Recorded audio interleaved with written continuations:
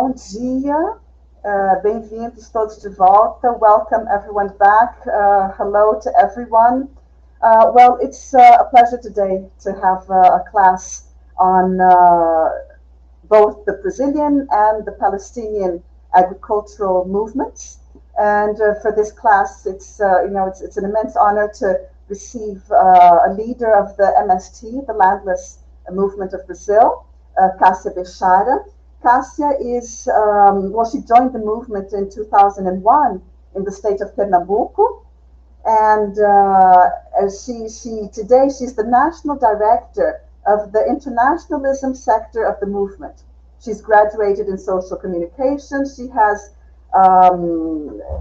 collaborated and led and been in several encampments with the MST. So welcome, Cássia. Great to have you here. And our second guest is Izzat Zaidan.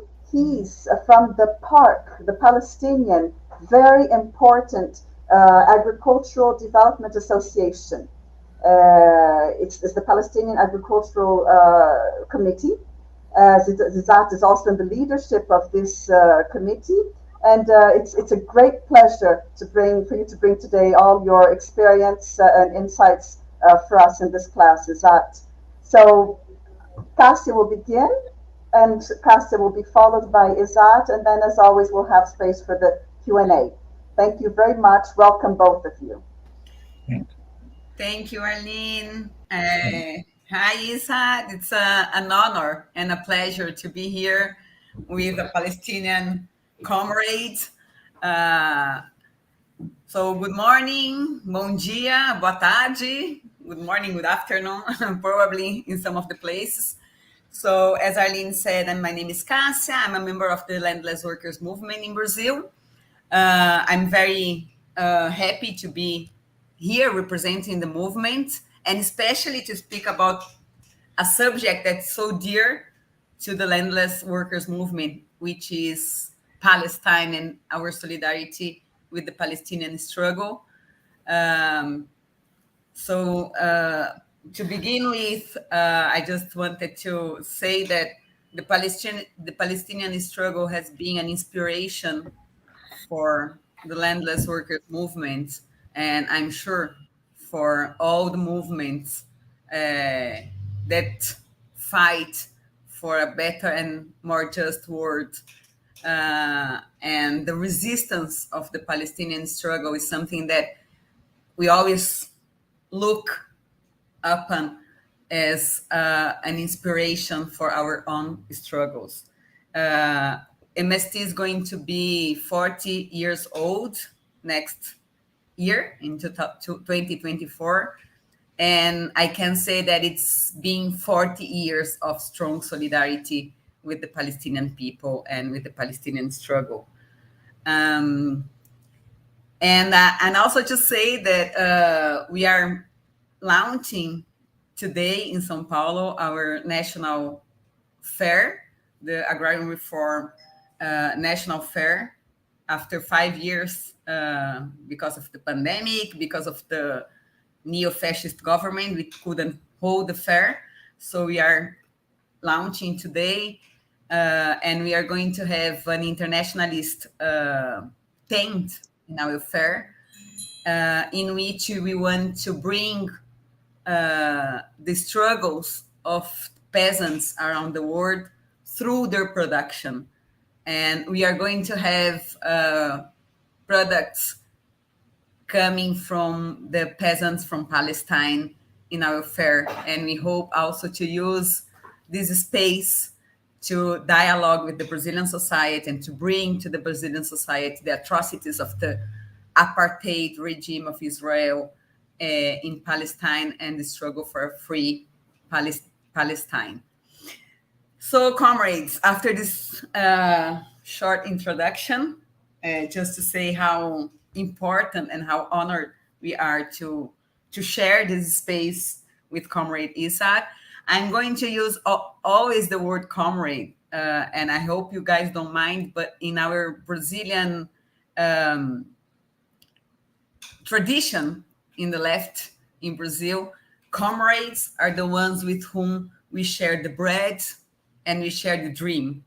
And I'm sure that most of you who are here, we share the same dream of a free Palestine, of a free Brazil, free from the latifundio, from the large states, from agribusiness. So that's why I'm going to address you all as comrades during my presentation. I'm going to use my chronometer not to overspend my time. So, comrades, for the ones who are Brazilians, probably some of what I'm going to say here are not going to be new. I believe that most of Brazilians know at least a little bit of the landless workers movement, but I do need to make a brief, a brief presentation of the movement for the ones who are not familiar with the movement yet, so that we can go to the more specific issues that I wanted to bring to you today. So starting a little bit with the Brazilian agrarian context. We can go to the next slide. Yeah, next. Sorry. So, yeah, this is very basic for the ones who are not from Brazil. So this is Brazil in South America, the largest country in Latin America. Next. Yeah, this is all the states, how Brazil is geographically and politically organized. So in those 5 big regions and states.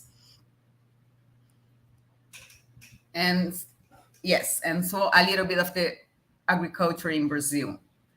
So as some of you may know, Brazil is a country that has one of the most unequal land distribution in the world. Next. Yeah. In the world. So we can say that more than 50% of all agricultural land in Brazil is in the hands of about 1% of the population. About more than 30 million hectares of Brazilian land are today owned by foreign companies. This data is from 2020, after Bolsonaro's government. I believe this number is higher today, but it's more than 30 million hectares of Brazilian land are owned by foreign companies.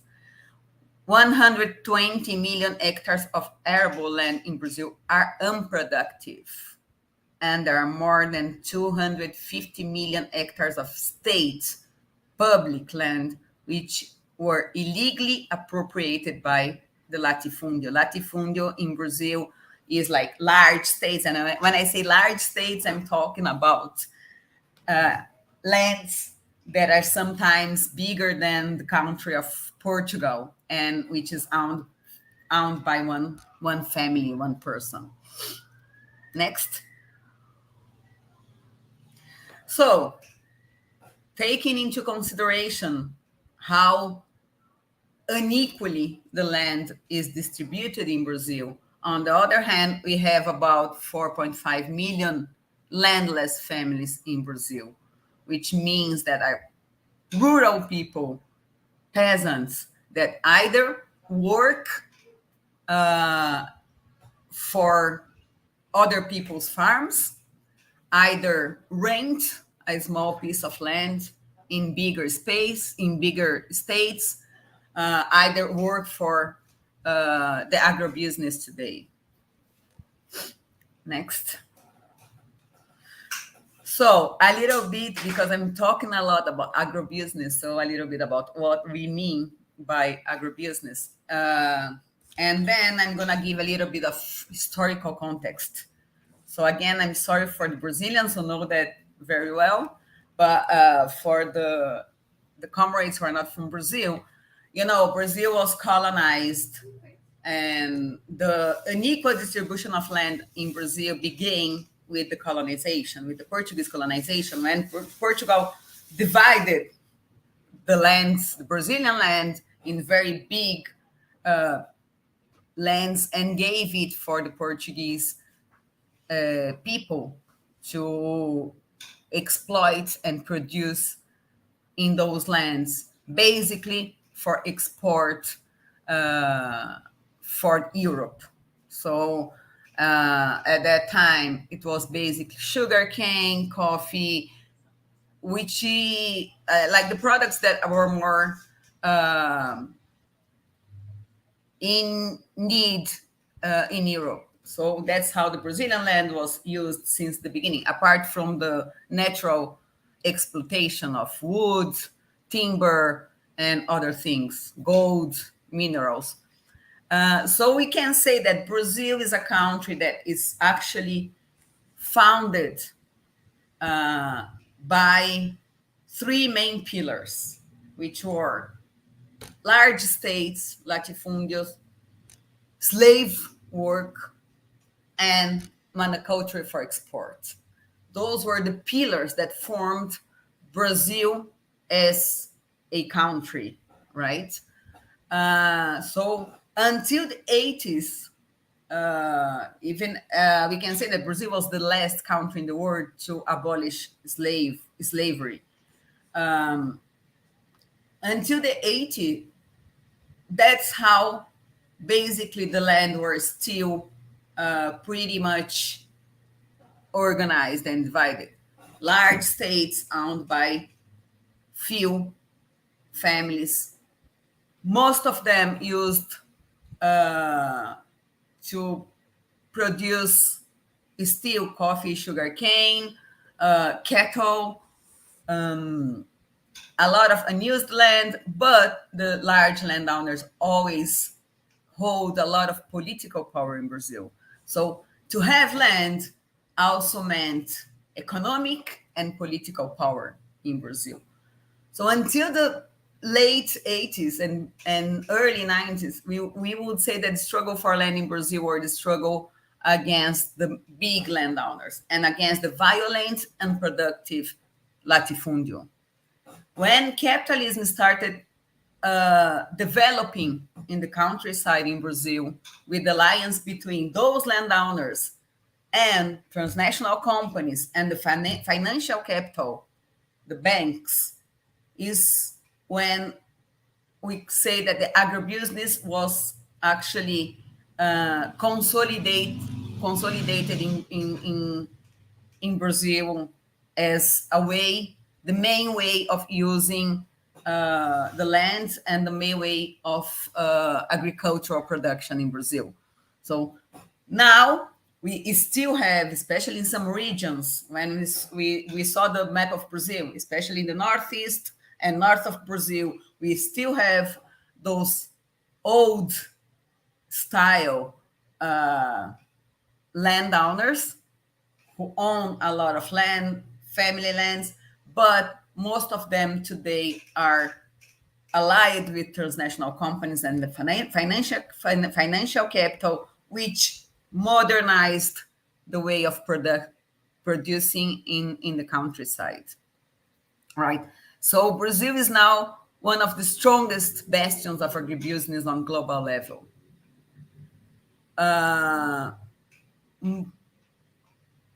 So that brought to the data that I told you before, that more than 30 million hectares of Brazilian land are owned by foreign companies, right? When we say that, it's foreign companies in alliance with Brazilian landowners. What is the agribusiness? It's basically using the land for monoculture, large extensions of monoculture to produce basically commodities for export. Today, most of the production in Brazil is soybean, corn, cattle, meat, and still sugarcane. So agribusiness in Brazil do not produce food. Agribusiness in Brazil produce commodities for export. Agribusiness in Brazil uses a lot of agrochemicals in the production. Brazil is one of the largest consumers of agrochemicals in the world. The last data says that each Brazilian drinks through what we eat about 5 liters of poison per year because of the large use of agrochemicals in the agribusiness production.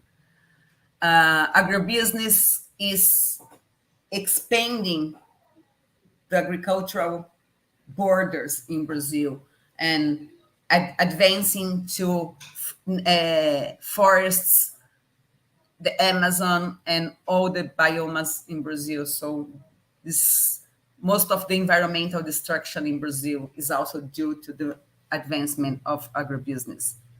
Next. So in this context, let's just go back. You can show the next one. In this context of a very unequal distribution of land used basically for production of commodities through agribusiness and transnational companies in alliance with the large state owners. Lack of production of food for the Brazilian people, because most of the land is used to produce commodities. Environmental destruction, a lot of landless families in the countryside which has no way to survive and to work. That's the history of Brazilian agrarian context, and that's the history of MST. So we can say that changing the agrarian structure in Brazil, redistributing the land, means to touch in the basic pillar of the capitalist development in Brazil, and touching in the basic pillar of capitalism itself, which is private property. Yes, next. So the MST, as I said in the beginning, my introduction, is going to be 40 years old next year, 2024. And we were born different from many other organizations, which were born from an idea, let's say. People who got together and say, okay, we have a problem of land in Brazil, so let's organize a movement to fight for better land distribution, right? So from a need, people start organizing a movement or an organization. The MST was actually born from struggles which were already happening in the countryside in Brazil. So at the end of the military dictatorship, at the late 70s, the situation in the countryside was so difficult for the landless families that the families started occupying unproductive land by themselves without any formal organization. Just like, okay, we have no place to live, we have no place to work, we have no space to plant. There is a very big land here which is not being used. Let's just get in the land and start living there. And this started happening in the south of Brazil, in different places, in a more not organized way, right? In 84, with the help of the Theology of Liberation in Brazil, the Pastoral Land Commission, the Pastoral Land Commission organized a meeting with representatives of those land occupations to get together, to exchange experience, to get to know that other families were also doing the same. so on. And from that meeting, they decided they needed to be organized. They needed to build a national movement with three main objectives. And those are the three main objectives that MST holds until now, 40 years later. The first one is the struggle for land, right? So as I said, the large states, the plantations, the slave labor are the foundations of the Brazilian state and the foundations of the development of capitalism in Brazil. So the democratization of land means a structural change in the system in Brazil. And the main tactic that MST has always used and still uses to guarantee the democratization of land is the occupation of private-owned land or land which is state land and has been illegally appropriated by private owners by the landless families. So the landless families organize MST. MST is the landless families, right? So we organize the families to occupy those lands, to claim those lands for agrarian reform. In doing so, they are confronting the very basic foundation of capitalism, which is private property. Next. And what actually gives legitimacy for this tactic of land occupation is that after 1988, after the military dictatorship, Brazil redraw our constitution, and it was a process. I mean, it was at that time in which the workers' organizations were quite strong because we came from a long period of struggle against military dictatorship.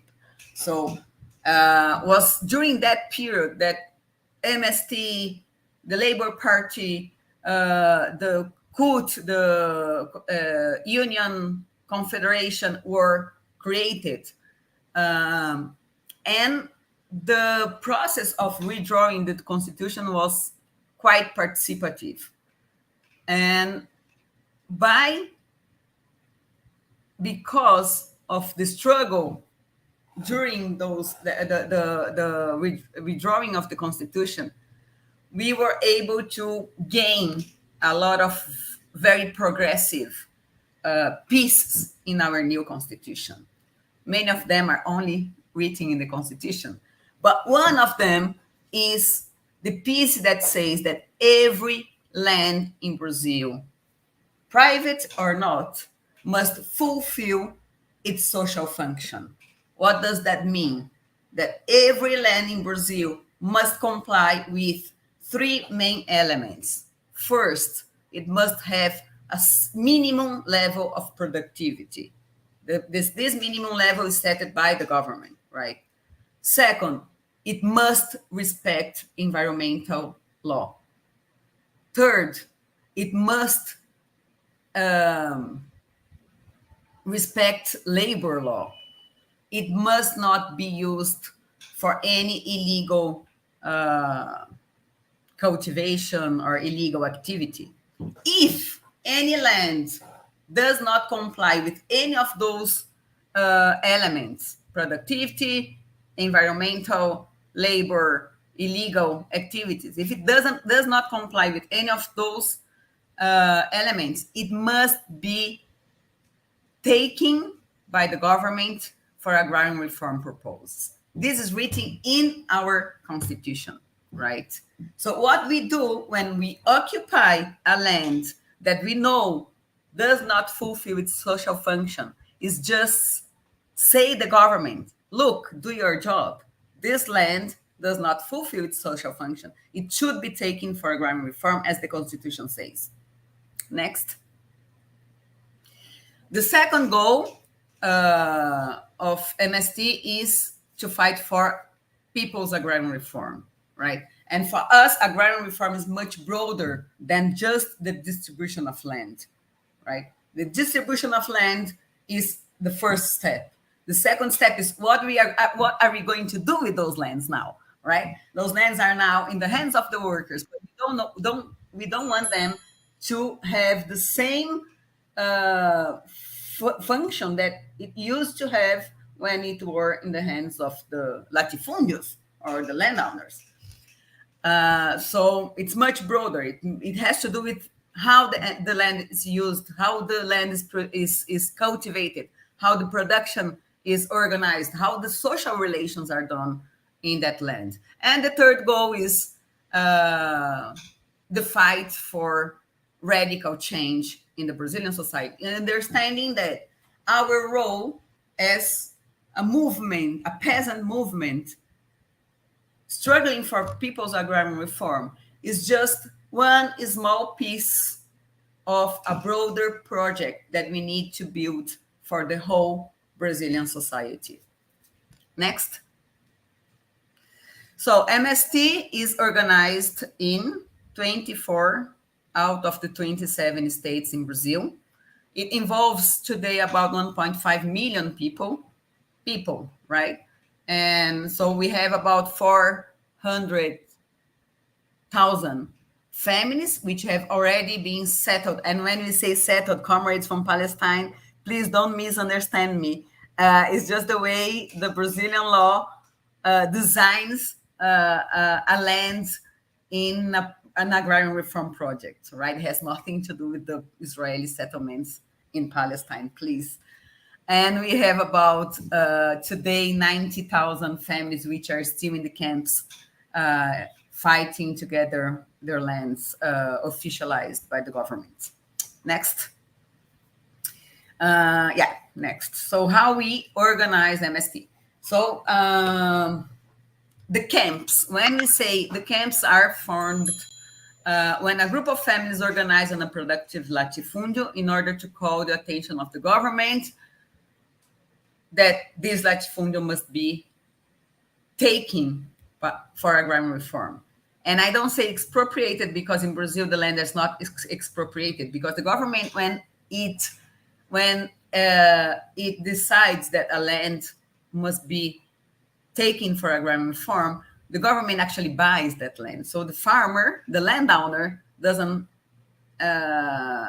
lose anything because the government actually buys the land becomes state land, and then the state gives the farmers, the peasants, the right to use that land. So the camp is when the land is not still officialized as agrarian reform land. Until the legal process of expropriation is finished, the families keep living in the area under the constant risk of being evicted, either by the police or by private militias paid by the landowner. For the state, for the government, the camps are considered illegal. Why? Because in one hand, the Constitution says that every land that does not fulfill its social function must be taken for agrarian reform. On the other hand, the same Constitution says that we need to respect the sacred rights to private property. So occupying private land is not legal in Brazil, which does not mean that it's not legitimate. So the camps are what we call the space of struggle and resistance. And to be able to live in the camps, the family needs to, from the beginning, start organizing in a very collective way. Next. So what we call settlements, and again, I'm sorry for the word itself is just a very different concept of settlement that the Israelis have. But the settlement is when that camp, that occupation, have already been through the whole legal process and have already been bought by the government and taken as an agrarian reform territory. So one important thing is that in the MST territories, the MST settlements, which are the official agrarian reform territories, the families who live there, they do not receive the private title of the land. The land keeps being state land, and the families have the right to use that land and to live in that land, and even to pass that land to their children, as long as they keep living and using and producing the land. But the families cannot sell the land because they don't have the private title of the land. And we don't want they to have, because in our understanding, true agrarian reform is actually de-merchandise the land. Land must be for people's use. So that's how our settlements or our liberated territories are organized. Next. MST is, from the beginning, we understand that the only way to first be able to make the struggle for distribution of land, and second, to organize what we understand by people's agrarian reform, is through collective participation. So we gave a name to the way we organize ourselves, that we say it's organicidade. There is no translation for this word. It's more than organization structure, because organization structure seems something very strict. And for us, organicidade is much more the way it has to have movement. It's a cultural way of doing things. It's a way in which the work of each part of the movement affects the whole movement, and what gives this unity and collectiveness of the movement. And the principles that guide our way of organizing are: first, collective leadership; second, division of task; third, gender composition of groups; autonomy; planning; discipline and respect for collective decisions; criticism and self-criticism; study; and ongoing connection with our social base. So those 9 organizational principles is what guides the way we organize ourselves. To respond to those principles, we need to build an organizational way in which we guarantee all those principles: collective leadership, division of task, gender participation, and so on. Next. So how the families are organized. So in the camps and in the liberated territories, I'm going to use this term and not settlements, so that we are clear of what we mean. The families are organized in a very democratic and participatory structure to make decisions in the MST. So in each area, the families organize themselves in groups of around 10 families, in which they discuss everything regarding that territory, right? And in which every person takes charge of one task, right, in the territory. This is the way that we can guarantee the participation and the ownership not in terms of private title, but collective ownership of that territory. From every group, they choose a man and a woman, always a man and a woman, to coordinate the group. And all the main decisions are taken in assembly. So after discussion in the family groups, they go to the assembly with the discussion of all the family groups to decide about the major issues of the territory. Next. Now you can go on. Next. This is quite difficult to understand. Next. State level. Next. So just for you to understand on the national level, and this is how we build from the camps and settlements. We have our collectives, which are the main areas in which we need to work in each territory and at the national level. We can go to next, please. I think it's easier to understand. Next slide, please. Yes. No, next again. Sorry, comrades. we start organizing in the territories. If in the family groups, everyone takes one task and form the collectives of that territory, right?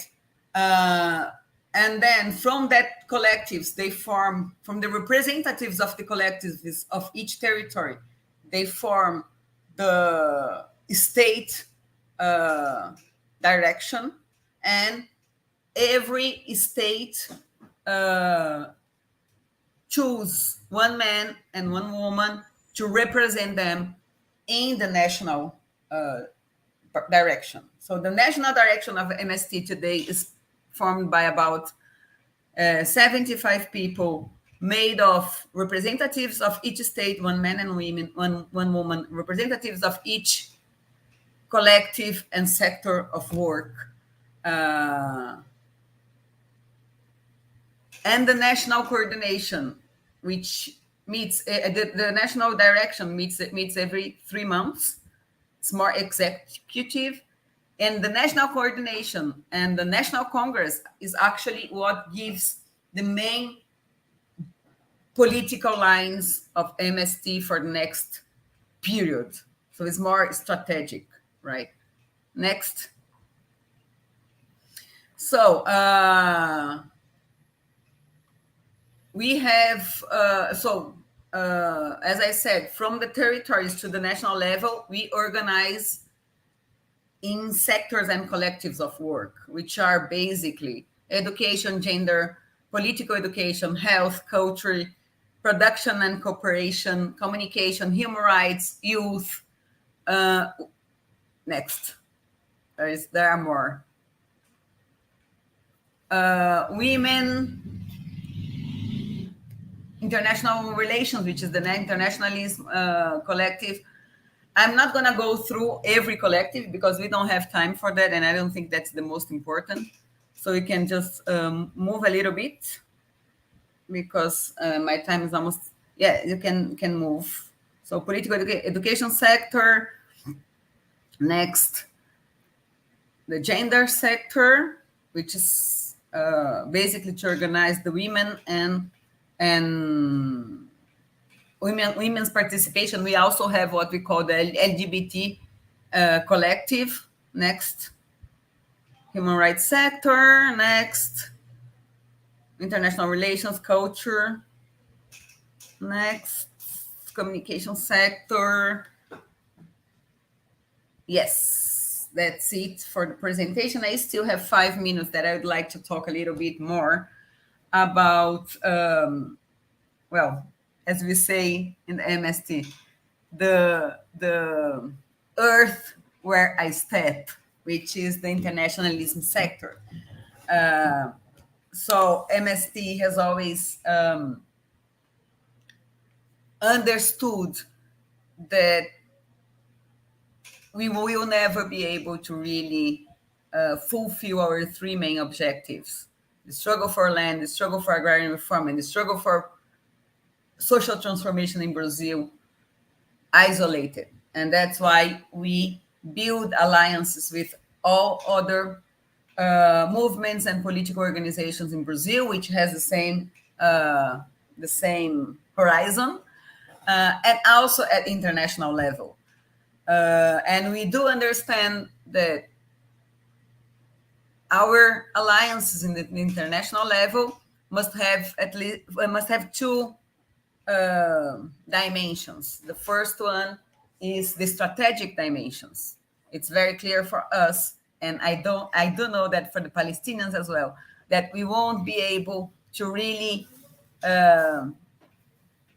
advance in our struggles if we don't build international alliances. In a world of very globalized capitalism, it's not possible for us to struggle only. The struggle themselves, it's at national level, but it needs to be articulated with the international struggles. And the second is the solidarity, that we understand that international solidarity is one of the main values that we need to build for the new society that we want to build. To build. So that's why for us, it's also very important to build links with movements, organizations from other countries, and especially organizations that represent the most oppressed people in the world. Well, comrades, 35 minutes. I think this is just a brief presentation of MST. It's 40 years of movement, so it's not much time to talk about 40 years of history in 30 minutes. But I think here the objective was to draw some lines of how we work, how we organize our objectives, so that we can exchange some ideas and some reflections here. So thank you very much.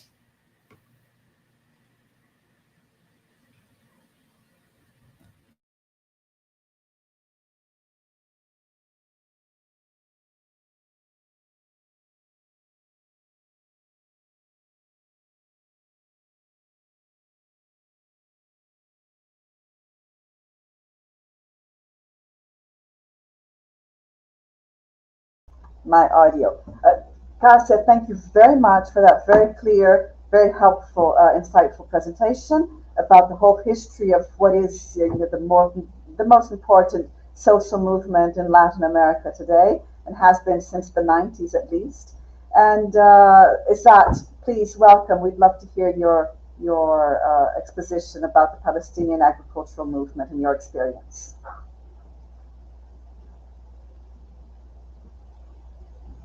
Your audio and the presentation. Yes, we're going to.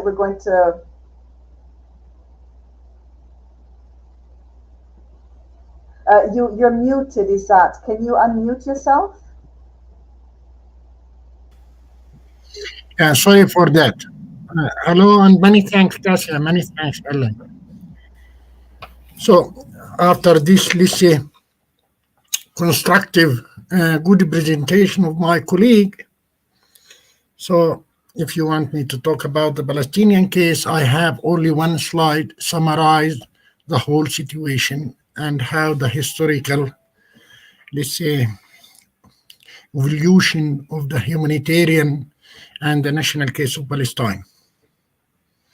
If we go a little back, I'll tell the story, how things. During that, I'll try to focus in a specific about the landless rights and all these things. So my name is Izzat Zidan. I'm working with one of the oldest, let's say, NGOs, Palestinian non-governmental organization. Main area of interest for PARC, which is the acronym of my organization, is rural area. So we work mainly in rural community and rural area, which is by the time became as Area C, unfortunately. So in 1917, sorry for the history, but we want to learn from the history. In 1917, when the Ottoman Empire defeated, Palestine was part of the Ottoman Empire at that time. But before that, Balfour promise for the Jewish as a state in Palestine was given for the Jewish for power relation, influence of the Israeli and all these things. So we became under the British mandate. During that time, there is a growing trend for state land, the concept of state land. Most of the owners in the Ottoman, before the takeover of the mandate by the Britain, Palestine takeover, it was private, but farmers, they escaped due to the taxation system imposed by the Ottoman for the farmers. Usually they declare a specific small amount of land ownership. And by the Ottoman law, if you declare it, that's the legal dimension. whatever less it became after 7 years, if it's not cultivated, 7 years, it's become a state land. So we fully agree in the concept of the social value, utilization, rights, as my colleague she's saying. But because of that, at that time, the poverty, the Ottoman, we lost most of our land and it became as a state land. So when the British mandate take over the Palestinian, most of our land became as a state land, unfortunately. So we continue on that. Farmers during that period, the landlord and the capitalism system in the country here, most of the farmers, they started to strike. And the biggest one was in 1936. So all of it is Palestine at that time, Palestine. There is nothing called Israel, nothing called PNA, Palestinian National. So it's Palestine. Well, Jewish and Palestinian, they lived together up to 1920, more than 120 Jewish, Palestinian Jewish, living in the country in a peace, as part of our community, social structure, and so on. So there is no, let's say, colonialism dimension for that. It's a matter of citizenship. And we have nothing against the Jewish. Then after the 1936, the national strike, the UN, they send a mission and they issue a white paper about the future of Palestine. So it was they continue their work from 1938 and they reach a decision. If you go for the map for 1946, you see the whole which Palestine, and there is small Jewish community there and there. They reach a decision to, let's say, to divide Palestine between the Israeli and the Palestinian. If you look for 1946, you see most of it's owned by Palestinian, many by Palestinian, except a few settlements, the oldest one in the Jordan Valley near the Dead Sea, and the rest in the coastal area where is most of our fertile land is there. Palestine by that time is part of Beirut for the Ottoman. So most of the families in the country, they are landlord from Damascus, from Beirut, from Jordan, also Palestinian. But it's open as part of a whole of the Arab, let's say, nations surrounding Palestine. Then Israeli, in that UN resolution for dividing Palestine, there is a precondition, two states, not one state, Israeli state and Palestinian state, which is not the case since that time. So in 1948, Israel, they took over most of our coastal area. The British, the rest of the land of Palestinian territory annexed, it became for two parts, one under the Jordanian, let's say, mandate, annexed to Jordan, controlled by Jordan, and the Gaza Strip for the annexed to Egypt, to be governed by the Egyptian. So 1948, then we faced with in 1956, this is a war, regional war against Egyptian, against Nasser, who's launched a Marshall program for landless, especially in Egypt. This is the first. If we need to study this experience in Egypt, because Nasser, one of his big achievement is redistribution of lands in Egypt, including Gaza at that time, for the landless or the small.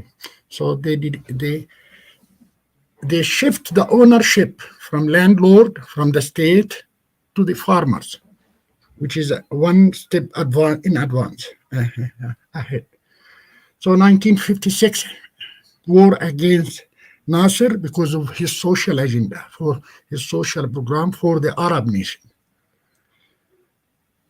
by French, by Israeli, and by Britain at that time. So, and during that time, if you go for 1947, you see that the case, the legal case. 1948, this is another expansion for the Jewish share of land. And I will say something for Gassia. Settlement, human settlement, this is something respectful. Colonization is the difficulty we have. Displacement of the people is the problem we have.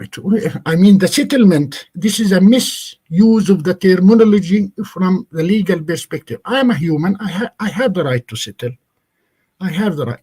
Settlement, for us, Israeli settlement in our country is a colonization, not a settlement.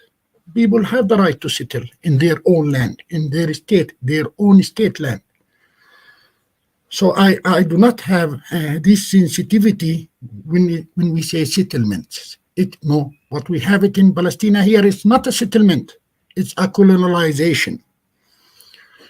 So in 1967, the second, when Arab were they lost, let's say, the war against Israel, Israel took over the whole country. The second military order in 1967, after we defeated in that war, was the second military order is about water resources in Palestine, because we cannot talk about land without water. Land productivity, this is land for better utilization, you want water. So the first strategy, the second military decision taken by the Israeli at that time to take over and to govern the water resources in Palestine. And if I have time later on, if any colleague question about that, I can tell the story of water. It's not only land. So after that, I will say 1973, this is the third war for Arab against Israeli. At that time, and then from that time until 1976, Palestinian they start their national movement, national strike against all these procedures and measures taken by Israel.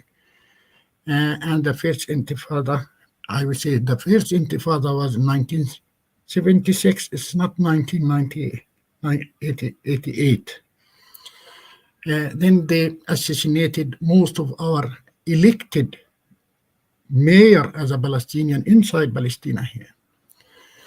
So from 1948 to 1967, thousands of refugees, they left their homeland and they escaped to the diaspora.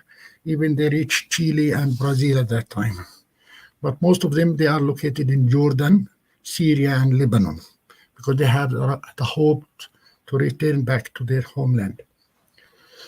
So, 1978, Israeli have a war against Lebanon because PLO, Palestinian Liberation Organization, at that time, start giving, let's say, hard time for the colony, I would say, in the north part of Palestine, rocket and bombing from Lebanon. So 1978, Al-Litani War, we call it. Al-Litani, the small river in Lebanon, southern part of Lebanon. Because Israel, they cannot survive without water. Land is important, but the second important for them is water. So they reach Al-Litani River, and they want to ensure 40 kilometers from their border to be safe, in a safe position against the Palestinian or different militant organization, PLO, Palestinian Liberation Organization. 1982, this is the second major attack war by Israeli against Lebanon when they reach Beirut at that time. And they succeed in expelling PLO, Palestinian Liberation Organization, from Lebanon. Then the PLO members at that time, they start move to Tunisia, to Yemen, to everywhere. So we left Lebanon at that time. Why I'm saying in 1982? Israeli, and at that time in 1982, this is the best timing for them to expand the settlement or the colonization in West Bank, because when PLO in Lebanon at that time, there is something, a power we can rely on as a Palestinian, but no more power at that time. And at the same time, Sadat, the Egyptian president, he signed a peaceful solution with Israel. So no power for Palestinian now. The Arab were, they abandoned the Palestinian case, and the PLO is defeated and migrant to Tunisia, Yemen, and so on.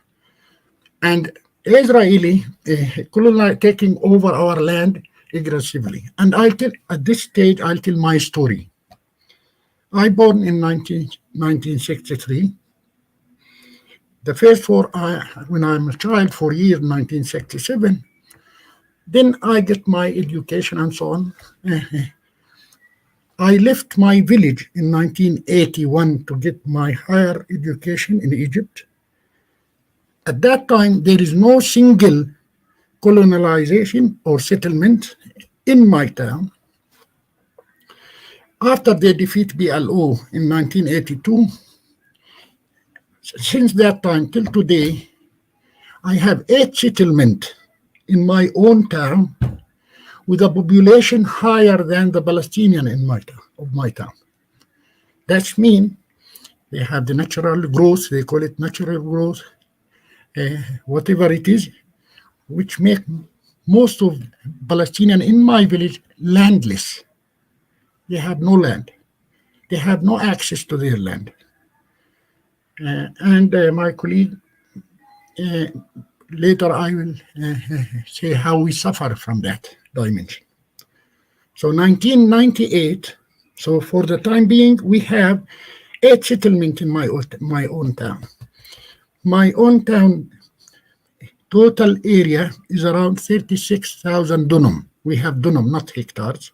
One hectare equal 10 dunums. Now, 2/3 of the land of the, I would say, my town land is settler, Israeli settler land. It's not as a Palestinian anymore. So in 1988, for me, is for the world is the second intifada. No, for Palestinian maybe it's the 10th. Since 1920, we have repeated intifada movement in Palestine against the occupation, whoever it is. So in 1988, the first intifada, and they succeed. If just to refresh our memory, intifada is started by a group of workers assassinated by Israeli from Gaza in Negev, they call it in Negev. Doing that, they do similar things for Bedouin. It's not only who's doing plant production in Palestine, also Bedouin. All the time, they try to gather Bedouin, to resettle the Bedouin, because they want the land and they want the water. So in 1998, Intifada started, then everything.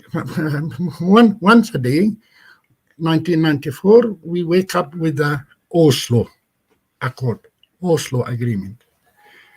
The Oslo, by nature, by definition, is a legal, let's say, agreement between a PLO and the State of Israel.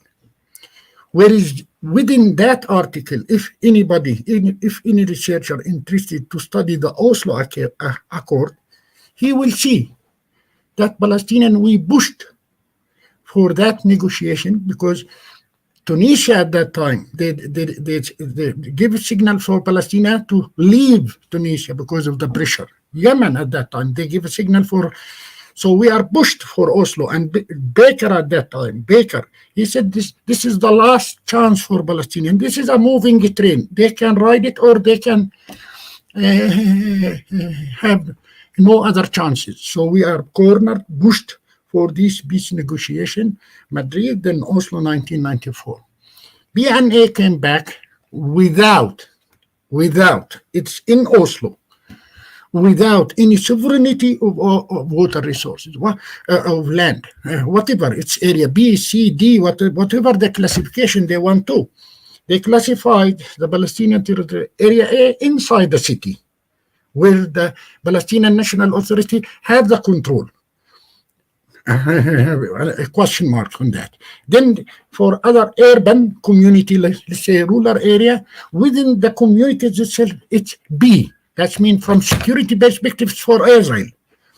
This is something playing games.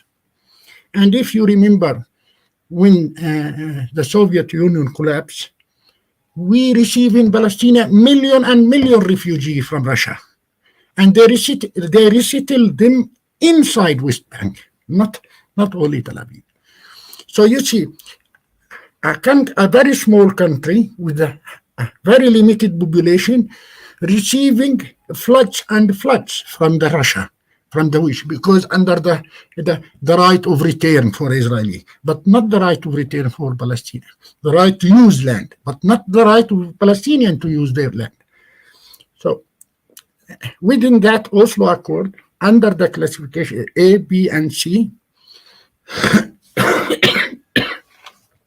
we lost no more sovereignty for Palestinian over land, even A, even B, even C. And I'll move a little bit for the second intifada in 2000. Also, and this, if you remember, they start say about construction of the separation wall and annexation of fertile land. And they start the story. Separation wall itself, if you go and check what's the meaning of that apartheid separation wall for us, it's annexation of most of the rest of the fertile land in the western part under the security accusation, and the most productive water in that area, in the semi-coastal area. So now we have, I know that a lot of my colleagues talk about the separation, the apartheid wall, and so on. So what I'm trying to tell you, the second story. Then we luckily have the first election, a democratic process in 2006, where Hamas take over. What's happening in Gaza? In 2008, we had the first war against Gaza. 2012, we had the second war. 2014, we have the third war. 2018, we have the fifth. 2021, and now we are in 2023. If a child born in 2006 or 7, what kind of a human being we will have?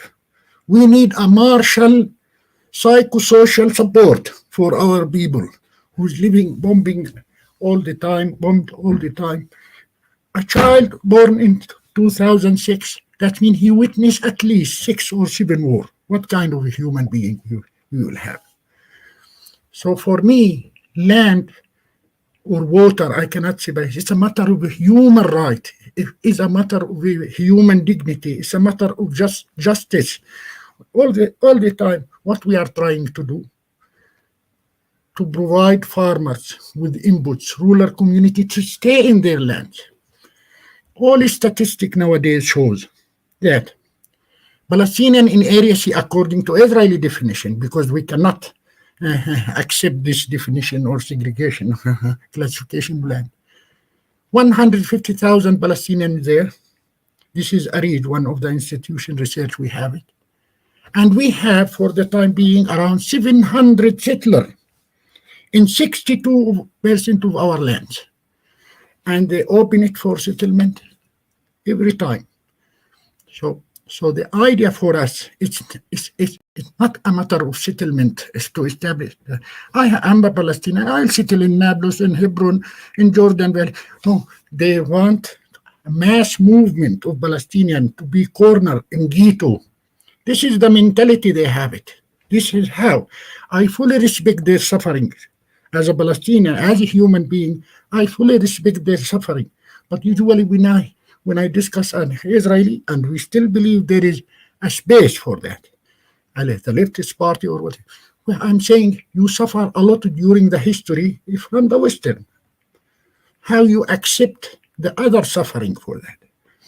So for me, it's a continuation. Inshallah, it will be ended soon. Inshallah, because enough blood for us, enough blood, enough suffering for both. But the idea, as a Palestinian, I have the right, based in the national and international, human and UN, and international law. I have this right to access, utilize, get the benefit of improve the small scale farmers. And I'll give some statistic in anybody he can go through it. For the time being here in Palestine, West Bank and Gaza, about this division, more than 27% of our people, they are poor. Maybe the percentage is not high compared even with Jordan, but if we as a Palestinian given the chance to use our land, to use our natural resources enough, we will not be in need to be beggars around the world and to ask for solidarity and support. What we feel as a Palestinian, I'm optimistic about the future. Despite all these shortages and pressure put in our shoulders, the idea I want to give hope for my children, about the young generation, about the future. So for us, it's a human tragedy. It's a power relation influence. It's unjust. There is no justice behind that. Israeli have the right to return back and to utilize, to annex whatever, because God, He gave them this promise. This is unhuman. And if you, before a week, if you watch when they celebrate in their Independence Day, Israeli Independence Day, and the Ursula, the head of the European Union, she gratitude for the Israeli for changing the desert for a blooming green. So this is something, and for us it's unhuman, unfair. What we are looking for is justice. When we are saying that for our national struggle, as an NGO also we are blaming and try to hold BNA accountable. It's not the Israeli accountable for human right violation. It's also BNA. They should be accountable. So for us, believe me, as a Palestinian, I'm 60 years old nowadays. The idea, what the message I can send it, convey for my children, almost they are 25. You see how many Palestinians they think if in the Mediterranean try to escape from Gaza through Egypt or Tunisia or Libya, or they think in the Mediterranean. So for us, it's a matter, believe me, it's a matter of we don't want to lose the hope. And the main challenge for Palestinians nowadays, if you watch the news for the last 48 hours, bombing Gaza, and settlers surrounding Gaza Strip, because according to the international law, this is not their land. According to the law, not de facto on ground, not the power relationship. So as a Palestinian, inshallah, we fully trust in the movement worldwide about the peace movement. Not the Ursula, the EU head. She is congratulate the Israeli about changing Palestine to a green, blooming the green here. So they destruct all our resources as a nation. So for me, Inshallah, there will be better future for all of us. I fully respect certain segment, certain group within the Israeli community who still believe, but there is a shrinkage space under this huge pressure from the right wings in both sides. It's not only Israeli right wings there, also the Jordan in the Arab world there is a growing trend in the right wing. All over the world. Europe now it's moved more or less for more religious. So inshallah, we will have better future together. We still believe we have supporters all over the world who believe in human rights and justice. This is my very short contribution for this seminar, and I'm open for any question from any of your colleagues. Thanks a lot.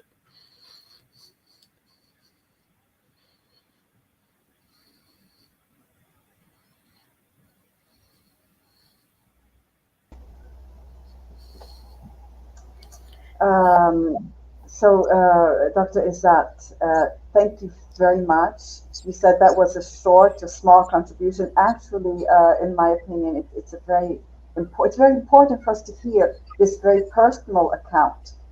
It's the account of someone who is living the situation every day, working with the Palestinian Agricultural Committee. So it's very different for us to hear the situation. And I'd like to start off. We'll have questions coming from the chat from our students, but I'd like to start off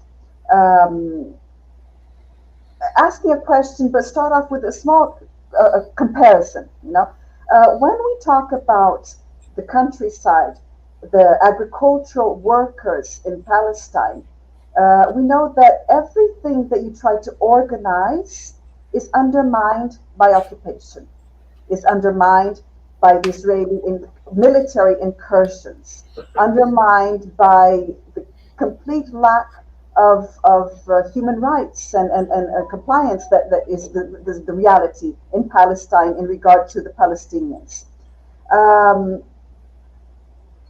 The first time I was in Palestine, I was very naive, and I was in Bethlehem at the hotel. I saw small cubes of Israeli butter and some Israeli bread and some Israeli whatever products at the breakfast. And I was in Bethlehem. I was in Palestine, and I was sad. I wanted to eat Palestinian products. And I was thinking, as I said, I was very naive and very young, and I was thinking, but doesn't Palestine produce?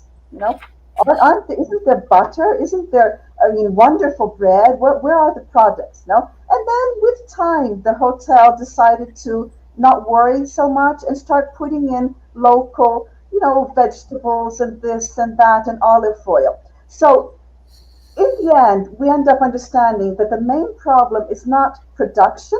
Palestinians produce a lot, from what I know. It's circulation. It's managing to circulate the product. It's managing to keep up the business, the farming, the small familiar farming or a larger business or whatever it is. But it's all the problems created by occupation itself. And then there is ethnic cleansing. Other than that, the settlements that grow, the incursions that come in. So you have a whole situation in which, in the end, there are like two levels of problems. There is the political problem, very real military problem, which is caused by occupation, by the reality of the global reality of Palestine, the overall reality of Palestine. And then you have a smaller dimension, a local, let's say, dimension, which is the difficulty for the small farmer, worker, etc., to actually live on his product because he can't circulate. So it's like you have two dimensions. And when I bring in the MST here, sorry if I'm making this long, but I'll get to where I want to provoke you to see if you can give me some insights. When we come into, for example, the MST or other movements, we always see solidarity on the first level, on the level of we want the end of occupation. We want Palestine to be free. We're solidarity with the independence of Palestine, with this movement. This is our main goal. Yes, it is. but also, aren't there, let's say, experiences, models of cooperatives, of working without poison, of small local actions that can be put in place to make this solidarity maybe take a step further, because both are very important in my view, So I'd like to hear maybe first Cassia and then Izat. And finally, just to finish this, I mean, we know that more and more the word sumud has become so important to describe the Palestinian resistance. It's staying, it's resilience, it's to stay on the land. That is what defines today maybe a largest dimension. It's this, person per person. Every person stays on the land as long as he can. And that has made an immense difference. How can we help this to happen? Sorry if that was a bit long. No, just maybe. Cassia, if you want to comment on that, then I will. Cassia. Thank you very much, Arlene. I will be quite brief, but I think the question you posed is very important, and we do agree with that. So solidarity cannot only be like, it's also important, but it can't only be statements and letters and what is the practical solidarity that we can bring to the people of the world in struggle, and in this case especially to Palestine. Well, in the case of MST, I can speak of three experiences which are very important for us.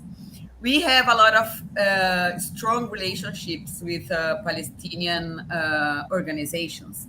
So one of the very important ways of working together in solidarity with those organizations are the political education course that we hold in our national schools.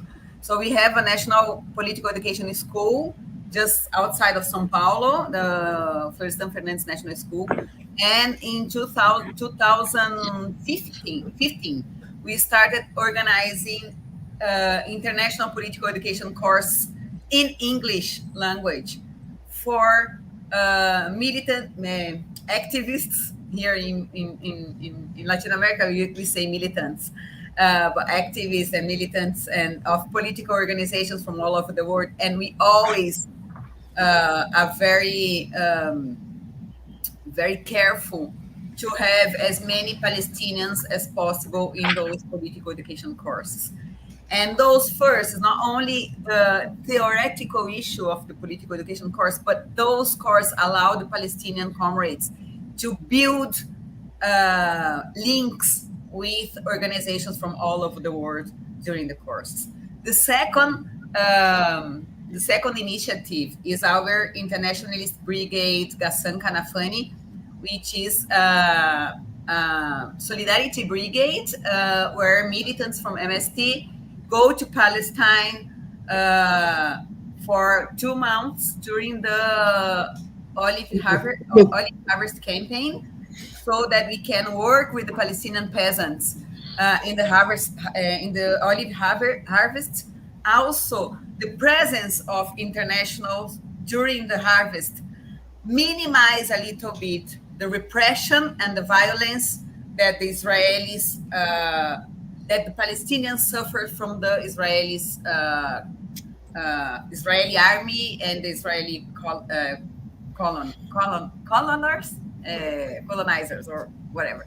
And the third one is one initiative that we are building with WALC. WALC is the Union of Agricultural Workers Committee of Palestine. It's very close to us.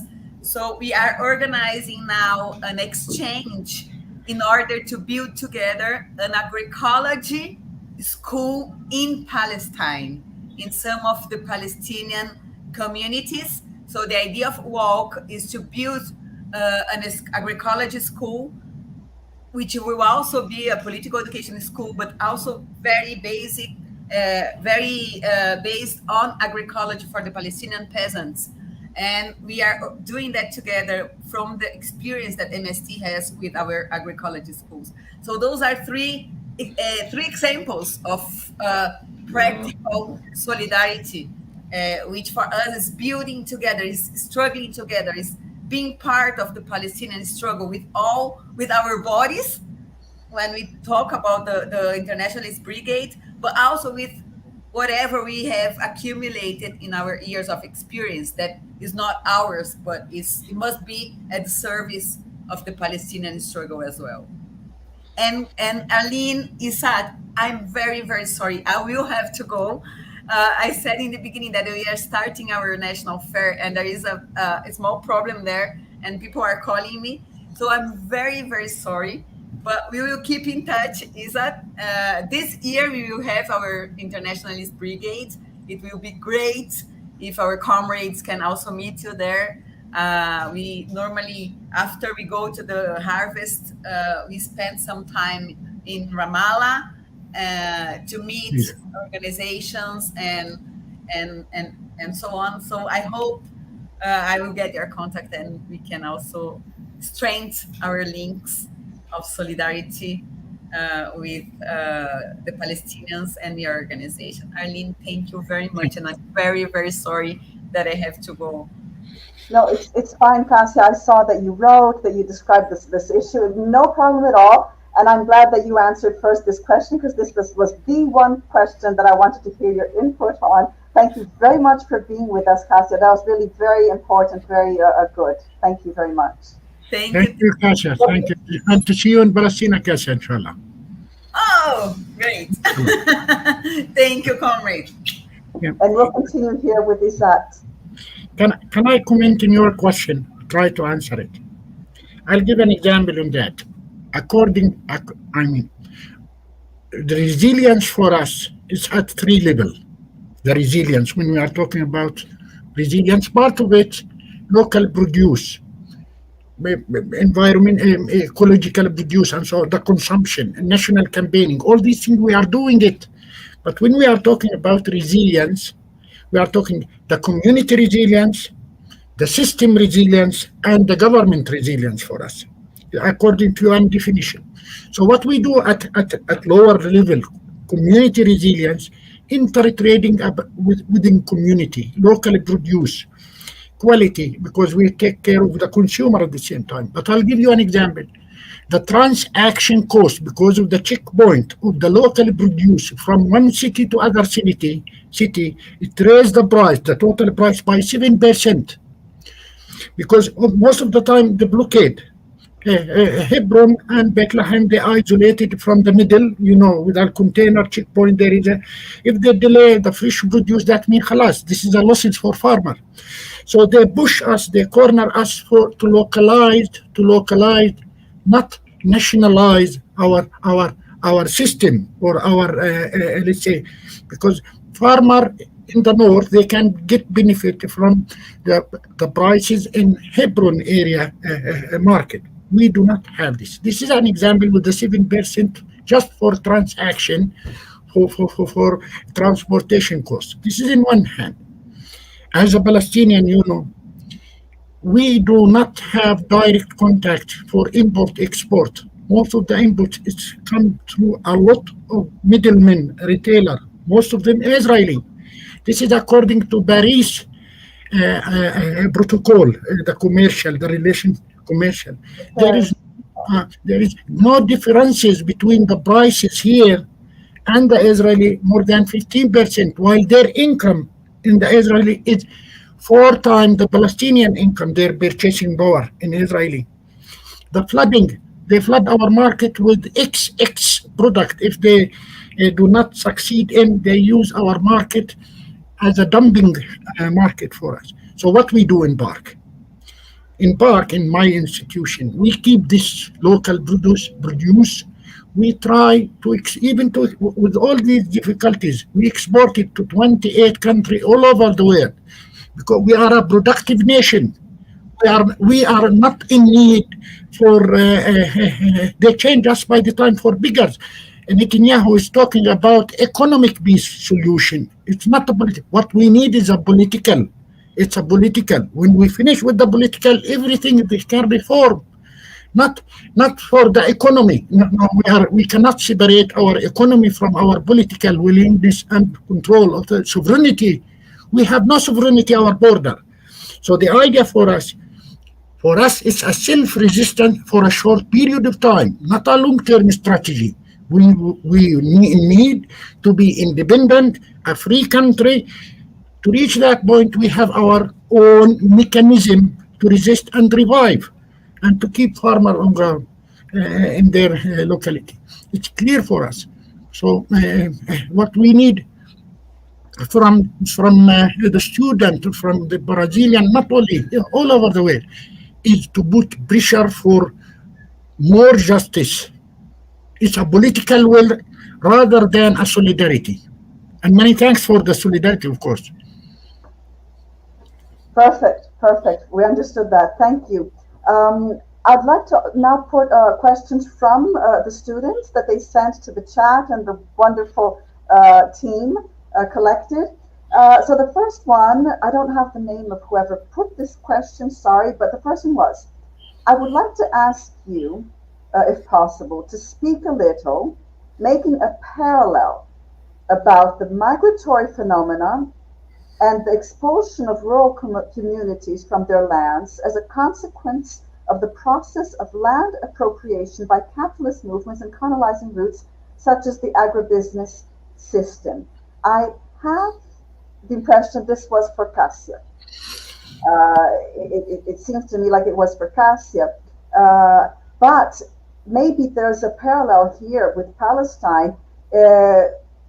If we think a bit, Izad, could you mention a bit the role, not only of the political structure of occupation, but how about the role of also big business, Israeli big business in this occupation? I will start from the second part for me. You see, everyone is talking about SDG goals 2030 and how the environment, the climate, the adaptation, all these things, the Amazon forest and all these things. What the consequences we have it in Palestine? According to the SDG goal, most of the dirty industry not allowed to continue inside Israel for a private. They shifted to Palestinian area, Palestinian community. And there is a report, I think that I will circulate it very soon, about stone cutting businesses in Palestine, because they need our stone for their building, their construction, but it's not allowed in Israel. So they start the shift private Palestinian Israeli economy. This is for me, it's a corruption. It's not a matter of businesses. So most of their dirty industry, they transferred it to the Palestinian territory. Of course, without control, we cannot impose our regulation, our standard, our best practices. But this is how they deal with the private. Private is a matter of transaction cost. Well, the Israeli, this is the most profitable market for Israeli is the Palestinian as a consumer. It's one truck within 1 hour they can transfer, they can ship their goods to Palestine here. At the same time, we cannot send our goods to Israeli because there is a lot of protocol standard from their side. We have to comply with their standard, but we have no enforcement to control whatever they send it to our market. So you see, businesses, private is there, but for the benefit of the Israeli, because they have the power at the end of the day. And they have 3 major checkpoints for merchandising between Palestine and Israeli, and they have their own regulation. In Gaza, they are not allowed to import, export, unless it's fully security check, whatever it is, quality check, whatever it is, and we register a lot of losses because of the privatization. I need the private to be responsible. A national investment, not a private as a capitalism or I hope I answered that part, if it's convenient for my colleague. Yes, and this reminds me of something I'd like to ask you very directly. Is Palestinian agricultural production mostly without poisons, without agrotoxics? We in Palestina, promoting what we call it safe production, responsible consumption. This is part of our program in the country here, going for, let's say, good agriculture practices, less chemical, less pesticide. We call it nowadays, before it was GAP, good agriculture practice, organic and so on. Now we are talking about safe production, but continue for the previous question. We do not have in a country here a certified labs to do such analysis to ensure food hygiene and food safety. So we send it usually to Israel to check it because as a request for export. So, but this is one of the main concern for PARC, is the safe production and responsible consumption and fair business relation, of course. Thank you. And then I have read in articles related to this subject that it's very frequent for the Palestinian production, which is safe, produced without poison, when it goes to the Israeli certification system, because they don't want this production to flourish, they stamp it with not safe. Does this happen a lot? I mean, during to be neutral and to be on that, they have what they call it a very high standard back to him inspection institution in Israel. Taken. It's a national certification. No, it's happened sometime. I believe in the system they do it, in the technicalities. They are not harming our import-export because of that. But the idea sometimes they delay the test.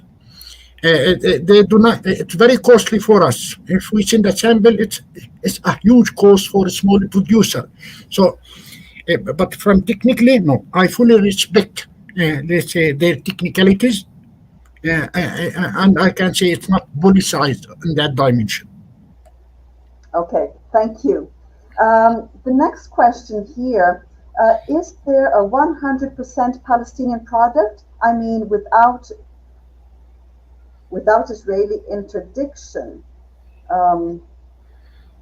Okay, is there a 100 Palestinian product, something that you can say, okay, this is 100 Palestinian with no Israeli influence in this production? There is no 100 all over the world, 100 pure Palestinian or pure Brazilian. We import our input from Ukraine, our pesticide, our seeds from Israel. We do a process. When you go for the supply, demand, supply, consumers change, and the value change for any commodity, and you find most of the input is coming from outside. It could be Israeli, it could be from India. All of we are open, global. I mean, so there is no 100 even for olive oil, which is our olive tree, a holy olive tree. Sometimes the input for production is Israeli. This is normal, and we have nothing against that. We can import it. We do not have the capacity to import it from Jordan, from Egypt, from Lebanon, because for cost point of view and restriction. But there is no pure product all over the world. It's Brazilian or Palestinian. You will find some input coming from somewhere. Okay, thank you. Hita Freire asks, I'd like to know how Palestinian farmers face the water problem. With this climate change, with this drought, first of all, I during my presentation, I tried to focus in the second military order. You see, water in Palestine is one of the issue of the 5 issues for the last negotiation. We have no control at all in water resources. In West Bank, sometime under the U.S. pressure, they increase our water share for drinking, not for agriculture. So the aquifer in the country here, there is northwest, east, whatever is the aquifer. The watershed for Palestine, mainly it's for domestic, drinking, because they want to expel farmers from their land. It's very costly water for agriculture in the country. Now they push Palestinian for treatment and reuse, non-conventional treated wastewater. So they create the problem and they push Palestinians to find solution for that problem. So in Palestine, we are rich in groundwater. We are rich, but we have no access to this ground. It's completely controlled by Makarot. Makarot, this is a national career line for Israeli.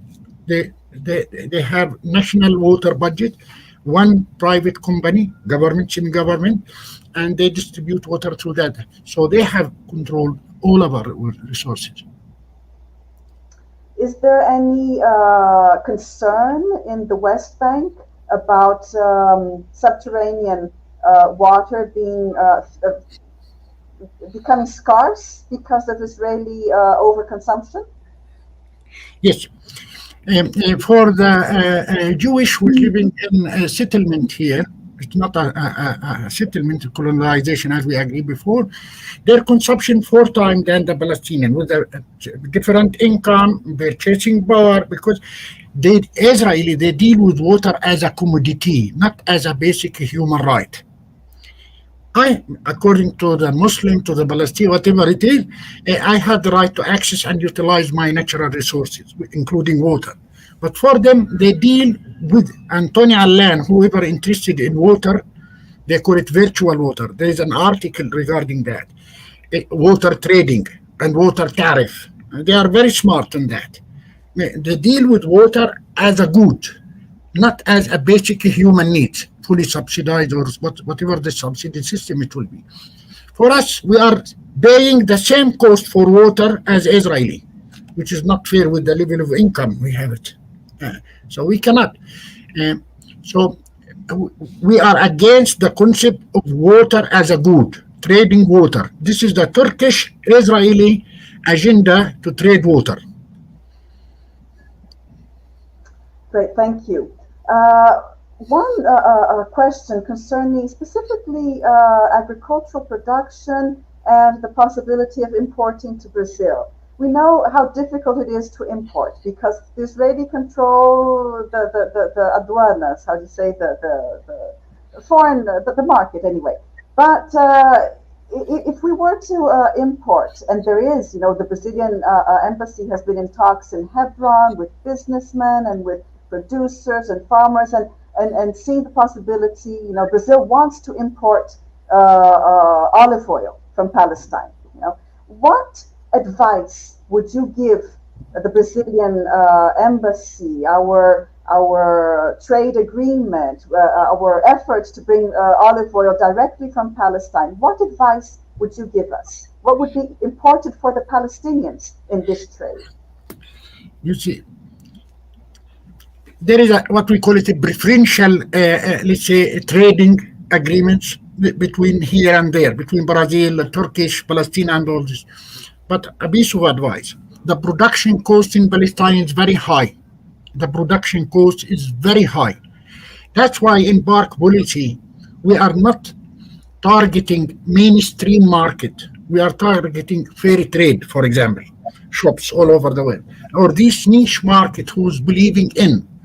So the idea, if I'm a consumer in Brasilia, and I want to, from not the elite, the high class, for the normal people, it's not affordable for them to import Palestine. It will be too costly compared with the Spanish or Italy or from Greek.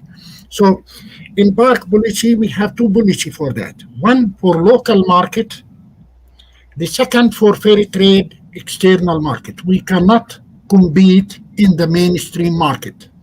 The production, the transaction is very high. I hope I answered the question, especially if our Palestinian representative consulate in Brazil, they interested in, but I'm taking care of Brazilian normal people. I'm not looking for the elite class. So it's not affordable for them. It's too costly. But then, on the other hand, if it is a fair trade, it is probably guaranteed that the families that produce the olive oil will receive. Yes, fairly. we have a full. We export 5 products: almond, olive oil, date, pickles, originated by women groups, small women groups, with a clear source of origin, with a clear certification and accreditation from the quality, and we export it. Inshallah, when you visit Palestine, I will, and you have the chance, whoever, to visit these small cooperative, women cooperative, who's doing couscous maftool, who's doing olive, who's doing date. So we have this, but what we are dreaming is not. We are dreaming as a nation, as an economy, not as a solidarity. Yes. No, that is very important for us to hear you say that is your goal, for sure. But I have one, because we're also here very curious to know about what happens there. I'd like to know, continuing the issue of production, you spoke about the 5 main products for export. What are the main products, Palestinian products, that circulate in these small regions, because it cannot circulate nationally, in the smaller regions? What would you say are the main products? Within the local, let's say, market, this is a Bedouin to Bedouin dairy product, fresh vegetable produce. But within, let's say, like Hebron area, if you visit Hebron, you will see grape byproduct is they are very professional in local produce byproduct from grape. So that one is in within that. But you said grape. A grape and the grape byproduct. In the north, you will find olive and olive byproduct. In the Jordan Valley, you will find date and date byproduct, because each ecology, each area have their mark, production labeling, olive or grape or dairy product. Thank you. Another question here then is, I'd like to go back to what is your priority to give attention to this. Since the Oslo process has all but failed, what would you say is, in your organization, the view you have for this political solution? How do you see a political solution for Palestine? Is it a one state, a federation? Is it bottom up? Do people have to build this? How can the parties help? Is politics obstructing today in Palestine this process? What could you say about your view for this solution? I'm not a politician, but I'll try to do it as a human, how I feel, predict, or see things is moving around. In the country now, between the Jordanian River and the Mediterranean Sea, there is no way for two-state solution. There is no way. De facto on ground now, settlement, colonialization, and Palestinian community, they became as one. You cannot differentiate between that and that. So this is what the Israeli, they are dreaming. That's why we are now, as a Palestinian, start the narrative is apartheid. What they are doing is apartheid. So we are dreaming in the two-state solution. We are dreaming, but de facto on ground, if you go for the maps and you see, there is no more Palestine. Palestine also is a matter of memorial. This is something I believe. But in ground, fact on ground, one-state solution equal human right. If they accept this case, I don't think so. Israeli, I'm not blaming or do accusation. They are fully human beings, have the right, but they have this mentality against the others. Even in the Torah, if you go for the Old Testament, they are the others. The concept, the others, they are not belonging to as we. They differentiate themselves in a way it's harmful for their future. Thank you very much, Izat. I think that was very insightful for us to listen to your views, to learn about your perspective for Palestine. So I thank you in the name of all our students very much for that.